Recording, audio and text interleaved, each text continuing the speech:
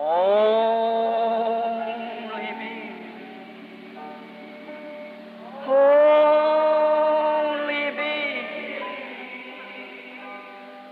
All things are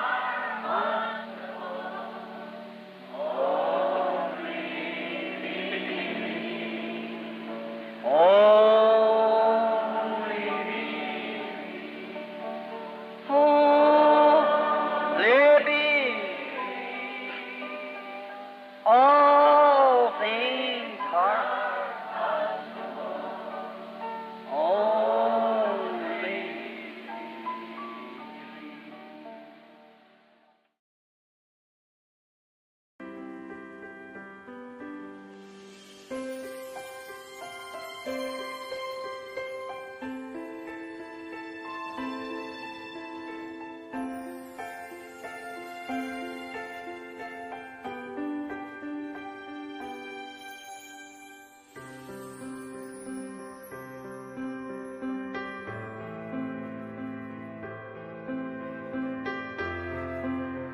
Tucson Church, December 12th, 1965.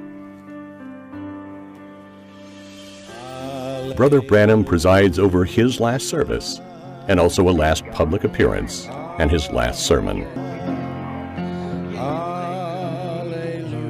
During this farewell preaching titled Communion, Brother Branham drops some strange words. Knight's a man with a sword. Aren't you happy that Christ has the keys to open the door called death? He will guide my passage on the river. One day I must arrive at this gate, and I will be wrapped in the dresses of righteousness. He will call me from the dead. He promised it, and I believe it.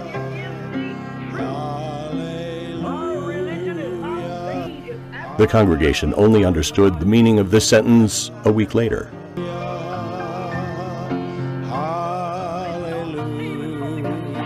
The meeting of communion took place here in this ancient Jewish temple. For Brother Lonnie Jenkins, this place is significant because the prophet of God chose it for his last meal. Only a few days before his departure from this dimension, Brother Branham preached his final service, Communion, December 12, 1965, at the Tucson Tabernacle, while yet in its first location. The building was originally the first Jewish temple in Arizona, called the Stone Avenue Temple, or Temple Emmanuel. It was incorporated March 20th, 1910. It currently houses the Jewish Heritage Center of the Southwest. Both Jesus and Brother Branham preached their last public sermons in Jewish temples, closing out an era. In the time of Jesus, the gospel light was to transfer to the Gentiles. Brother Branham's ministry was to restore the heart of these Gentile children back to the original apostolic Pentecostal fathers. Soon, the gospel light will shift from the Gentiles and return to the Jews.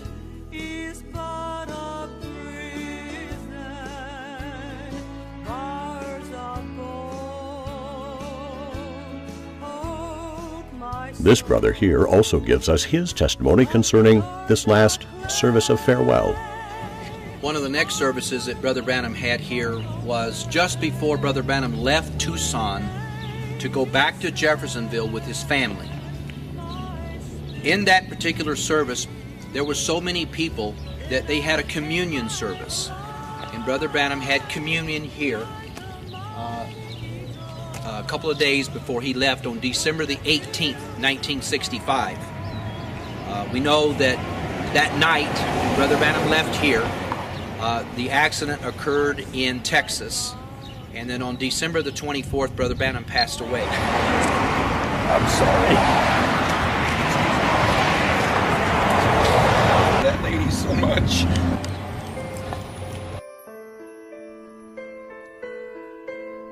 It was probably 3 years since the prophet Branham left his Jeffersonville home to settle here in Tucson under the Lord's recommendation.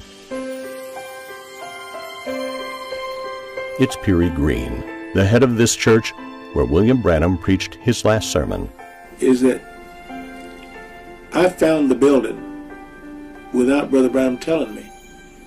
Now, he said that the other brothers, the reason they wouldn't start one is because they would find a building and they'd come and say, Brother Branham, is this where we're supposed to be? Well, he had told the pastors in this city he wouldn't start a church. That's the reason on the tapes from Shreveport, he says, I didn't start the church in Tucson. Brother Green did. Brother Branham had to do that to keep his word to the pastors in this city. But you see, if you want to be negative about it, you can say, well, Brother Green said that, Brother Branham said that wasn't his church. He didn't start that church.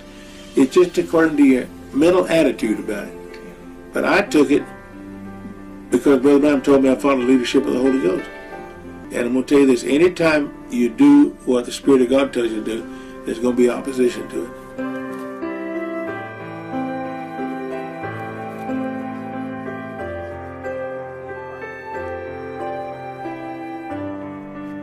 December 18, 1965, Brother Branham and his family embark on a long journey to Jeffersonville, where they plan to spend their Christmas holidays.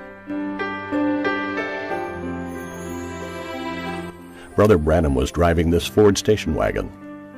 Inside was his wife Meta and his two children, Sarah and Joseph, while Billy Paul was driving this Chevrolet with his wife and two boys. We are exactly 6 in the morning. It's the start of the journey from Tucson to Jeffersonville, Indiana. It's a long journey, and they will never reach the destination. First stop Benson, then Alamogordo. This American city is in Otero County, state of New Mexico. It is in this city that they take their breakfast, but the journey is still long.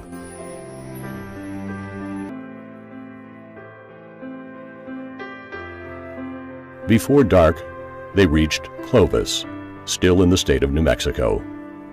This stop is important because it will be the last before the fatal destiny. While the whole family is at the dinner table at the small restaurant in Clovis, Brother Branham remains in the car before finally deciding to join the family at the last minute, and this time he will take just a small, very light dish, and it will be Brother Branham's last meal. Upon leaving the restaurant, Brother Branham orders his youngest son, Joseph, to ride in Billy Paul's car. William Branham and his family leave Clovis and resume their journey.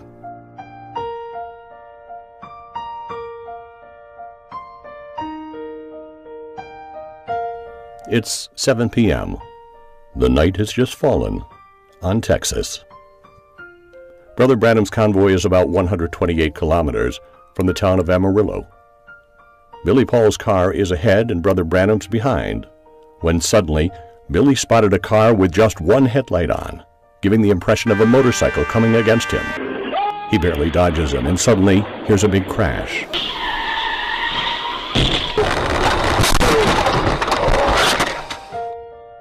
It's the collision.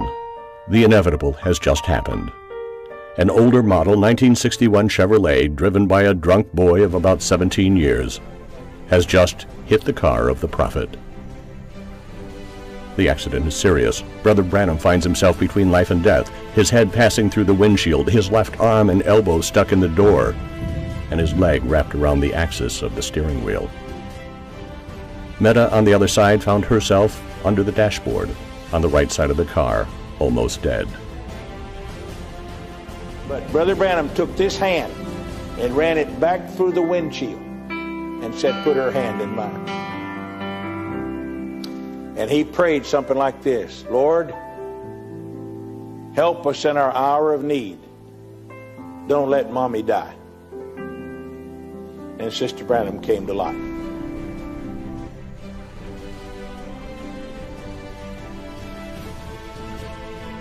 Meanwhile, Joseph, who was locked in the car, shouted loudly, and Brother Branham, in the midst of distress, lifted his head. While in heaven, a sign occurred, signaling that an important event just happened in the world. The ambulance evacuates the other casualties on the scene, but Brother Branham, on the other hand, remains embedded in his vehicle.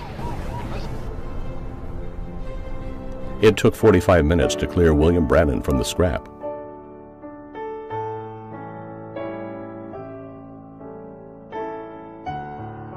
Once free, he was rushed to the intensive care ward of Friona Hospital.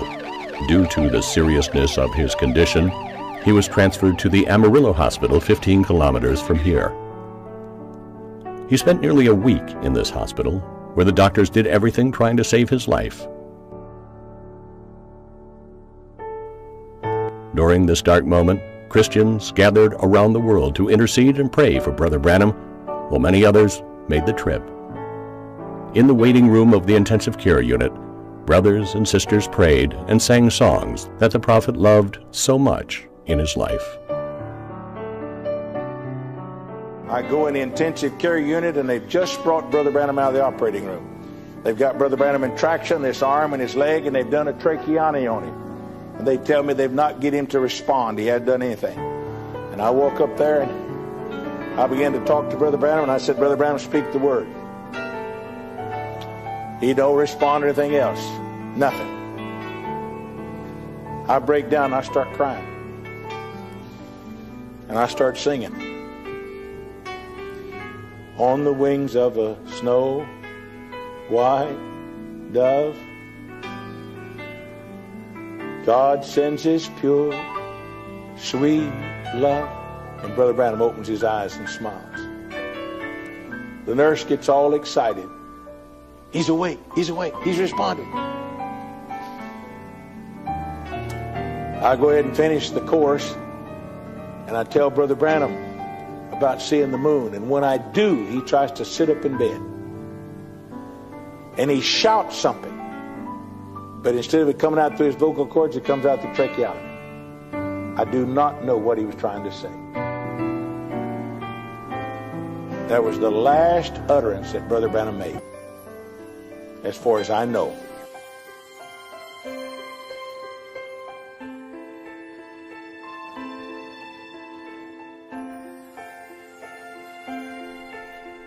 It's Friday evening, December 24th. The moment is sad. A radiologist doctor is looking to see Billy Paul, and while he was coming with Brother Green, they saw through the window that the nurses had pulled the curtains from Brother Branham's bed. They both realized that it was over. God had just removed his prophet from the earth. The doctor told Billy Paul that his father had passed away at 1649.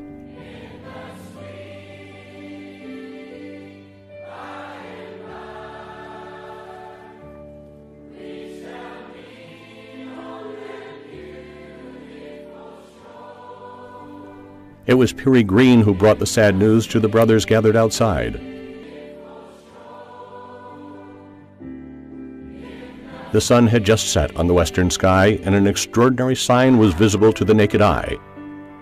The evening star, the moon, and the sun shone almost in the same way. The three heavenly bodies were so close to each other. He was born under a sign, and he died under a sign.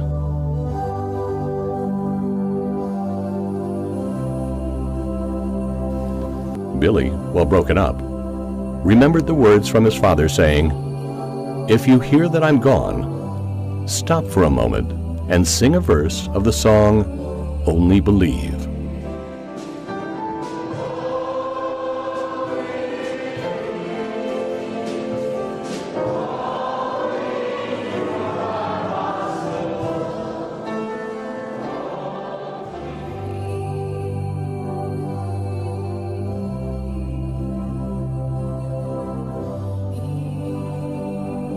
Thoughts and memories passed through the minds. The prophet is gone.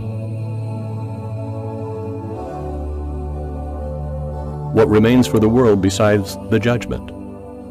If you can believe the Sodom sign of Luke, is he from? William Marrion Branham's body was transported to Jeffersonville, and Wednesday, December 29th, 1965, was the day of the funeral. People came from everywhere, crying for the prophet of God who had been taken back to him. That day, the evangelist Tommy Osborne paid a heartfelt tribute to William Branham at the funeral. Right after that, Gordon Lindsay brought Brother Branham to Portland, Oregon, in the big city auditorium that seats 8,000 people. We sat in the third balcony. This gentle little man came out on the platform. He was like Christ to me. He spoke very careful. If you know that name, forget all the silly things that have happened in later years. But at the time that I knew him, he represented Christ to me. He preached tender but firm, and when he got through preaching, hundreds of people came and accepted Christ. I wanted to be able to do that. Then he called for the sick. Marvelous miracles took place as we watched. I had my second vision. I saw Jesus in that man.